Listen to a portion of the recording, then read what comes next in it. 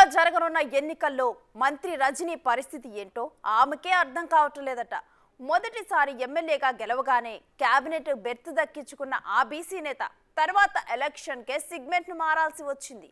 అమెరికాలో ఉద్యోగం చేసుకుంటున్న రజనీ దాన్ని వదులుకొని పొలిటికల్ ఎంట్రీ ఇచ్చారు. యుఎస్ నుంచి రావటమే తెలుగుదేశం పార్టీలో చేరారు. అయితే టీడీపీలో టికెట్ గ్యారంటీ లేక వైసీపీలో చేరి చిలకలూరిపేట ఎమ్మెల్యేగా గెలిచారు. అయితే ఇప్పుడు ఆమె గుంటూరు వెస్ట్కు మారాల్సి వచ్చింది. దాంతో ఆమె రాజకీయ భవిష్యత్తుపై పెద్ద చర్చ జరుగుతోంది. ఇప్పుడు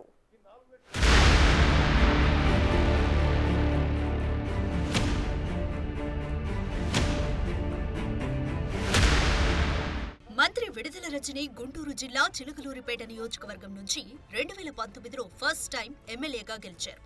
బీసీ సామాజిక వర్గానికి చెందిన రజనీ స్వతహాగానే చాలా స్పీడ్గా ఉంటారు. ఆమె టీడీపీలో టికెట్ దక్కే పరిస్థితి లేకపోవడంతో జగన్మోహన్ రెడ్డిని కలిసి వైసీపీలో చేరేటప్పుడే టికెట్పై హామీ తీసుకున్నారు. అప్పట్నుంచి చిలకలూరిపేటలో తనదైన శైలిలో చక్రం తిప్పుతూ వచ్చి టీడీపీ సీనియర్ నేత మాజీ మంత్రి ప్రత్తిపాటి పుల్లారావును ఆ ఎన్నికల్లో 8,300 ఓట్లతో ఓడించారు. అమెరికా నుంచి రావడమే టికెట్ దక్కించుకొని తొలిసారి ఎమ్మెల్యే అయిన ఆమె విస్తరణలో మంత్రి పదవి కూడా దక్కించుకోగలిగారు.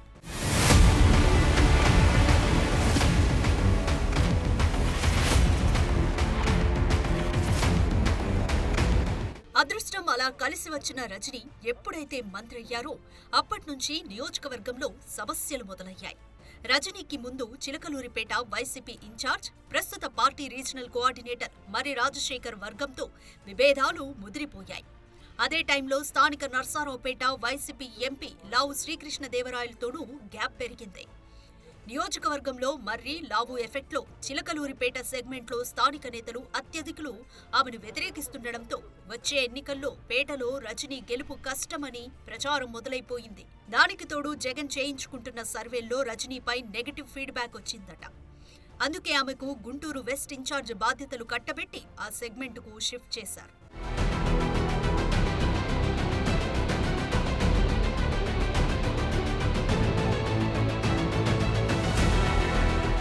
గుంటూరు వెస్ట్లో బీసీ ఓటర్లు గణనీయంగా ఉంటారు.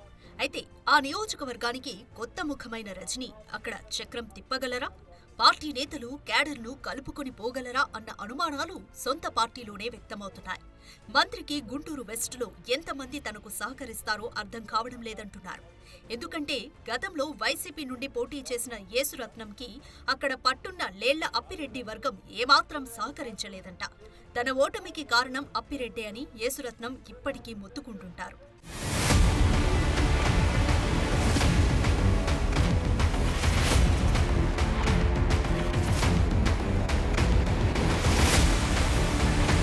ఇక గుంటూరు వెస్ట్లో యేసురత్నంపై గెలిచిన టీడీపీ ఎమ్మెల్యే మద్దాలి గిరి ప్రస్తుతం వైసీపీ మద్దతుదారుడయ్యాడు.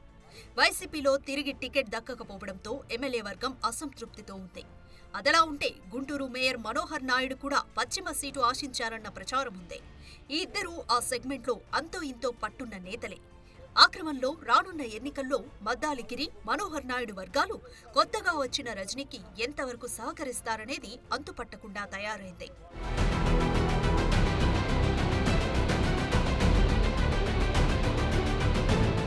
ఇక గత ఎన్నికల్లో వైసీపీ నుంచి పోటీ చేసి మద్దాలిగిరికి గట్టి పోటీ ఇచ్చిన యేసురత్నం ఈ ఎన్నికల్లో వైసీపీకి ఎంతవరకు పనిచేస్తారో అన్న దానిపై క్లారిటీ లేదంటున్నారు.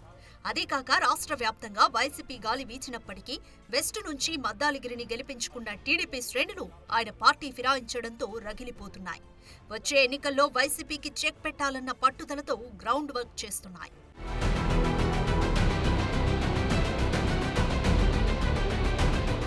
ఇలాంటి పరిస్థితుల్లో రజనీ గెలిస్తే ఆమె రాజకీయ భవిష్యత్తుకు ఎలాంటి ఇబ్బంది ఉండకపోవచ్చేమో కానీ అదే ఓడిపోతే మాత్రం కష్టాలు తప్పేలా లేవన్న అభిప్రాయం వ్యక్తమవుతోంది. ఓడిపోతే ఇటు గుంటూరు వెస్ట్ నియోజకవర్గంలో కంటిన్యూ అవలేక మళ్లీ చిలకలూరిపేట నియోజకవర్గానికి వెళ్లలేక రజనీ ఇబ్బంది పడాల్సిందే అంటున్నారు. చూడాలి మరి ఆమె పొలిటికల్ ఫ్యూచర్ ఎలా ఉండబోతోందో.